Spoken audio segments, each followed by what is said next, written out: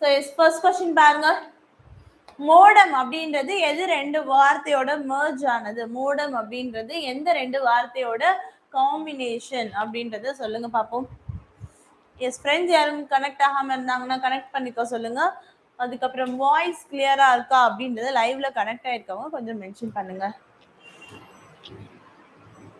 Voice வந்து கிளியரா இருக்கா அப்படின்றத லைவ்ல கொஞ்சம் மென்ஷன் பண்ணுங்க.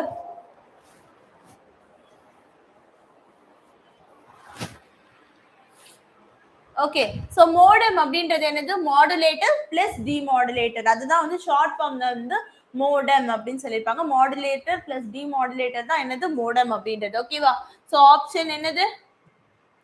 Option C. ஓகேவா? Option C. ஓகேவா? மாடுலேட்டர் பிளஸ் டிமாடுலேட்டர் அப்படின்றது தான் மோடம் அப்படின்றதோட எக்ஸ்பிளனேஷன். ஓகேவா? ஸோ நெக்ஸ்ட் கொஸ்டின் பாருங்க.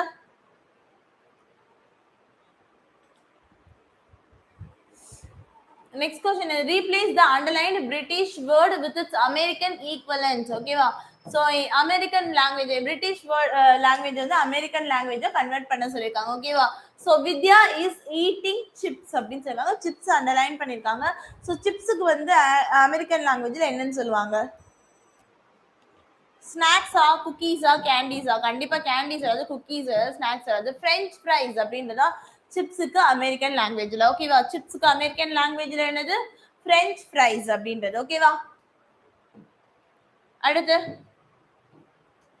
Select the odd one out. Okay, அதுல இருக்க 4 விஷயங்கள் ஒரே மாதிரி இருக்கும். அதுக்கப்புறம் வந்து ஒரே ஒரு விஷயம் வந்து வித்தியாசமா இருக்கும். அது என்ன அப்படி கேட்டிருக்காங்க. ஆன்சர்ஸ் என்னென்ன கொடுத்துருக்காங்க? Radium, radio, granite, dynamite. ஓகேவா? Radium, radio, granite, dynamite. ஓகேவா? ஸோ இதுல இந்த ரேடியம், கிரானைட், டைனமைட் இது எல்லாமே வந்து என்னது? ஒரு வகையான கெமிக்கல் எலிமெண்ட்ஸ். ஓகேவா? எலிமெண்ட்ஸ் அல்லோடுறப்ப எப்படியாவது ஒன்று சொல்லலாம். ஓகேவா? ஸோ இது எலிமெண்ட். ஓகேவா? எல்லாமே ஒரு சப்ஸ்டன்ஸ். ரேடியம், கிரானைட், டைனமைட் எல்லாமே. ரேடியோ அப்படின்றது என்னது? ஒரு எக்யூப்மெண்ட். ரைட்டா? ஸோ அது ஒரு எலக்ட்ரானிக் டிவைஸ். ஓகேவா? ஸோ அப்படி இருக்கும்போது எதுதான் நமக்கு டிஃப்ரெண்டா இருக்கு? ஸோ டிஃப்ரெண்டா இருக்குது. இதுல எதுவுமே எக்யூப்மெண்ட் கிடையாது. Only radio is an electronic equipment. So radio தான் டிஃப்ரெண்டான ஒண்ணு. ஓகேவா? புரிஞ்சுதா? ஸோ நெக்ஸ்ட் கொஸ்டின் பாருங்க. He felt very much grateful dash his boss for the kindness he had shown in granting him leave. ஓகேவா? He felt very much grateful dash his boss. For his boss, to his boss, with his boss, on his boss. அவருடைய முதலாளிக்கு ரொம்ப நன்றிப்பட்டவர். கிரேட்ஃபுல்னா அதான் நன்றி கடன் அந்த மாதிரி சொல்றோம் இல்லையா?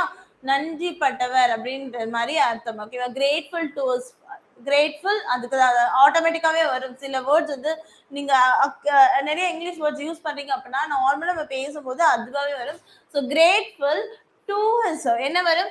He felt very much grateful. So he is very much grateful to his boss for the kindness he had shown in granting leave. இவருக்கு லீவ் கொடுத்தனால அவரோட பாஸுக்கு அந்த இக்கு அப்படின்னு இழுக்கிறோம் இல்லையா? பாஸுக்கு அவர் ரொம்ப நன்றி கடன் பட்டிருக்காரு. So grateful to his father. Okay, sorry, to his boss. ஓகேவா? அவங்க பாஸுக்கு ரொம்ப நன்றி கடன் பட்டிருக்காங்க. ஓகேவா? ஸோ அடுத்த கொஸ்டின் பாருங்க.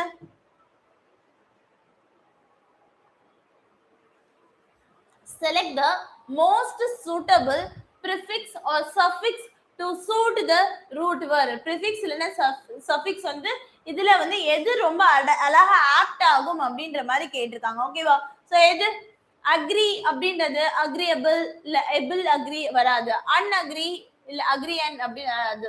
ஸோ அக்ரிஷன் அப்புறம் வந்து ஷென் அக்ரி அப்படி வராது. அக்ரிமெண்ட். எஸ், அக்ரிமெண்ட் நீங்க வேர்ட்ஸ் யூஸ் பண்ணுவீங்க இல்லையா? அக்ரிமெண்ட். ஓகேவா? ஸோ ரெண்டு பேருக்கு நடுவுல நடக்கக்கூடிய ஒப்பந்தத்தை என்னன்னு சொல்லுவோம்?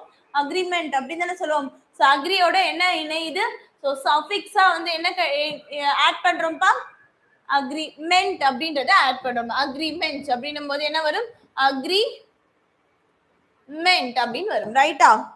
அக்ரிமெண்ட் அப்படின்னு வரும். புரியுதா?